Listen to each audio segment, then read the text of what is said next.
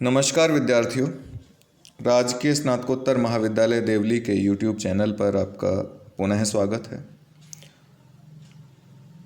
हमारे आज के पठन पाठन का विषय है रीतिकाल के महान कवि बिहारी द्वारा रचित सतसई। अध्ययन की सुविधा के लिए हमने इस पाठ को कई भागों में विभाजित कर लिया है। आज भाग 2 के अंतर्गत हम 4 दोहों का अध्ययन करेंगे, जिनमें से 2 दोहे आपको स्क्रीन पर दिखाई दे रहे होंगे। सर्वप्रथम इन दोहों का सस्वर वाचन।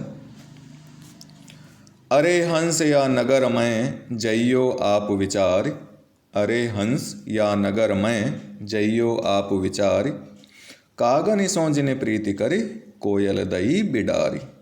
यह बिरिया नहीं और की तू करिया वह सोध, यह बिरिया नहीं और की तू करिया वह सोध, पाहन नाव चढ़ाई जिह कीने पार पयोधि।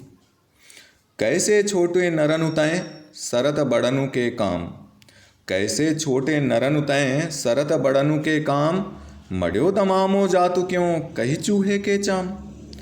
दिन दसु आदर उपाई कहे करिलय आप बखान, दिन दसु आदर उपाई कहे करिलय आप बखान, जो लगी काग सराद पखू तो लगी तो सनमान। आइए इसके प्रसंग का अध्ययन करते हैं। कवि हैं बिहारी, ग्रंथ है सतसई, और चूंकि बिहारी द्वारा रचित सतसई है इसलिए हम इसको बोलते हैं बिहारी सतसई। संदर्भ प्रत्येक दोहे का अलग होगा, प्रसंग प्रत्येक दोहे का अलग होगा। मुक्तक काव्य है इसलिए 5वां जो दोहा है उसका संदर्भ हम लिख सकते हैं कि 5वें दोहे में विद्वान व अज्ञानी व्यक्ति के मध्य अंतर बताया गया है, और 6ठे दोहे में हम लिख सकते हैं कि गुरु अपने शिष्य को मोक्ष प्राप्ति के संबंध में बता रहा है। 7वें दोहे का संदर्भ हो जाएगा कि उसमें बड़े व्यक्तियों द्वारा कृत बड़े कार्यों का महत्व बताया गया है।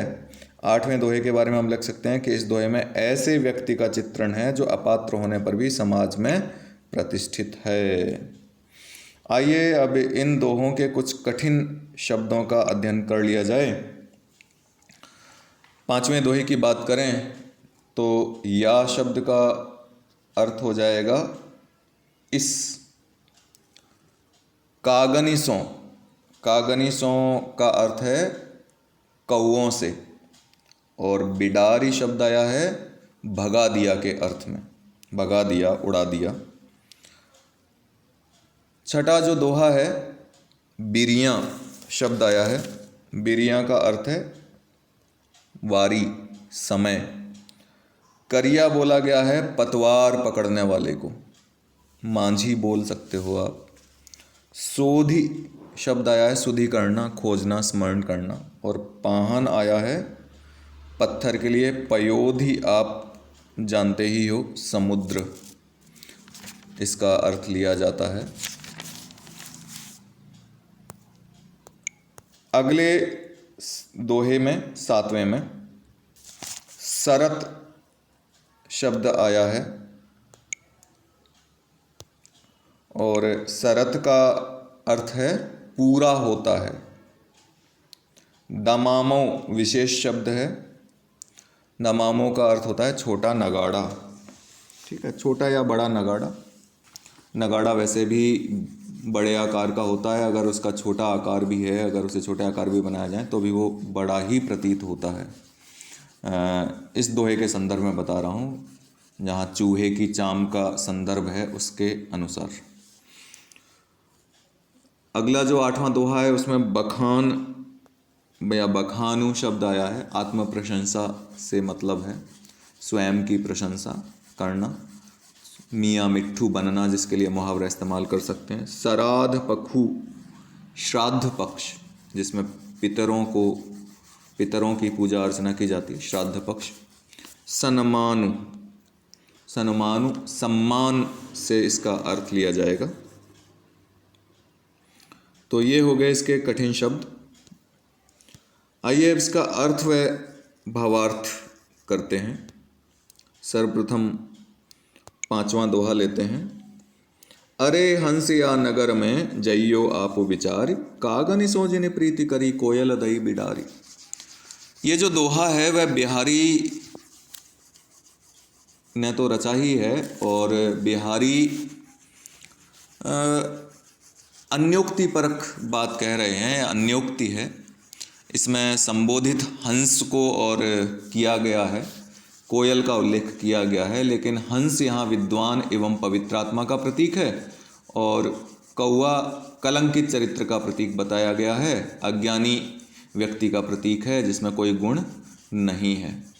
तो कवि किसी विद्वान अथवा गुणवान व्यक्ति को गुण रहित व अज्ञानी व्यक्तियों के समूह के मध्य में जाने से रोकते हुए कहता है कि अरे हंस, इस नगर में प्रवेश करने से पूर्व थोड़ा सोच विचार अवश्य कर लेना, क्योंकि यहाँ पर ऐसे लोग रहते हैं जिन्होंने कौओं से प्रेम करके कोयलों को यहाँ से भगा दिया है। अर्थात यहाँ पर कोयल रूपी गुण ग्राही या गुणवान पवित्र आत्मा विद्वानों का सम्मान नहीं होता, बल्कि कौओं के रूप में जो गुणहीन व्यक्ति हैं, कलंकित चरित्र वाले व्यक्ति हैं, संदिग्ध चरित्र वाले व्यक्ति हैं या जो अज्ञानी हैं, उनका सत्कार किया जाता है।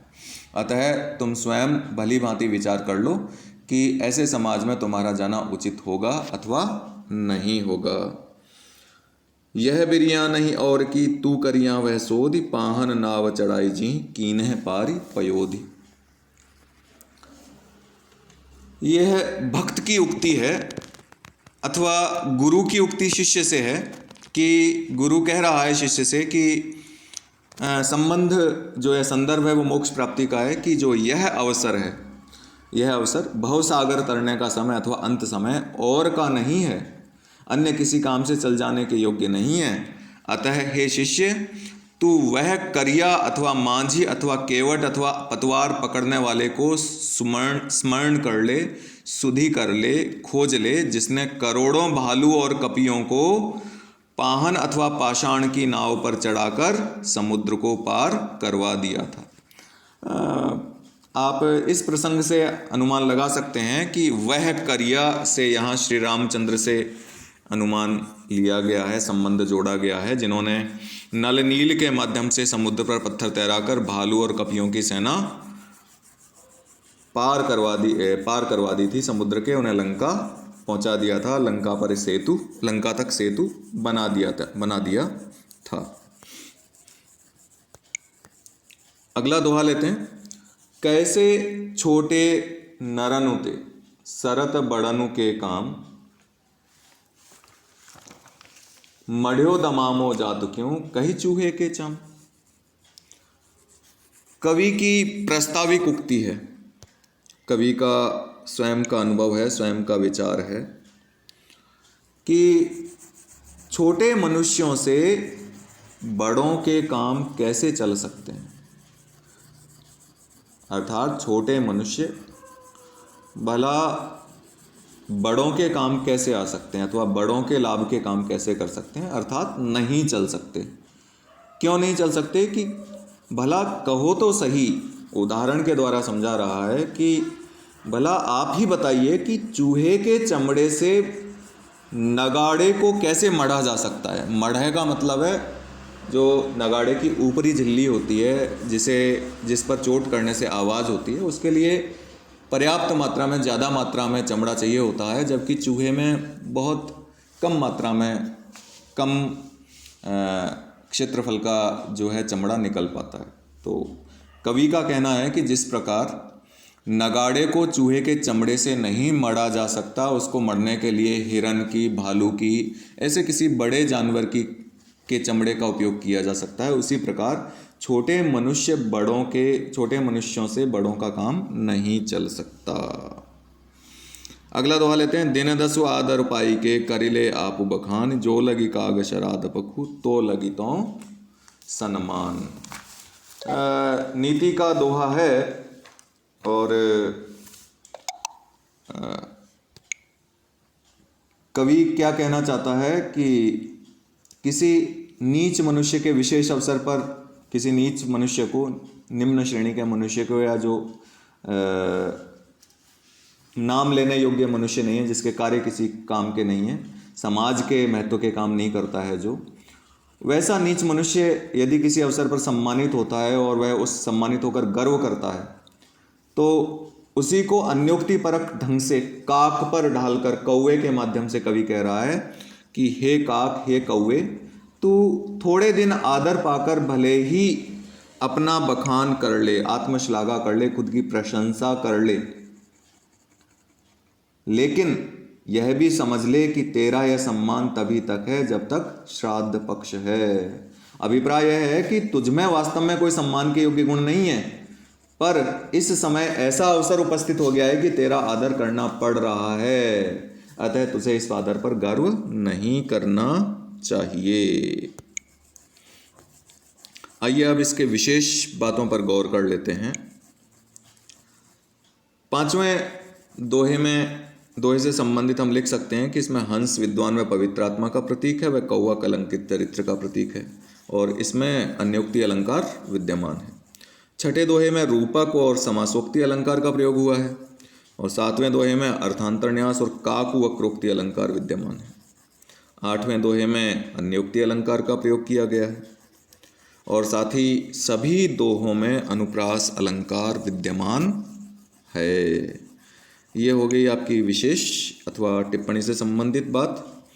और अब आप इससे संबंधित गृह कार्य अंकित कर लें। गृह कार्य बहुत साधारण सा है, यद्यपि उसकी स्लाइड यहाँ नहीं बन पाई है, लेकिन मैं आपको मौखिक रूप से बता देता हूँ कि इन सभी दोहों में जो अलंकार आए हैं, उन अलंकारों के नाम आपको गृह कार्य में लिखने हैं। दोहे का संकेत करें और दोहे के पश्चात अलंकार का नाम आप लिखें गृह कार्य में। आज के लिए बस इतना ही। आप सब लोगों का बहुत बहुत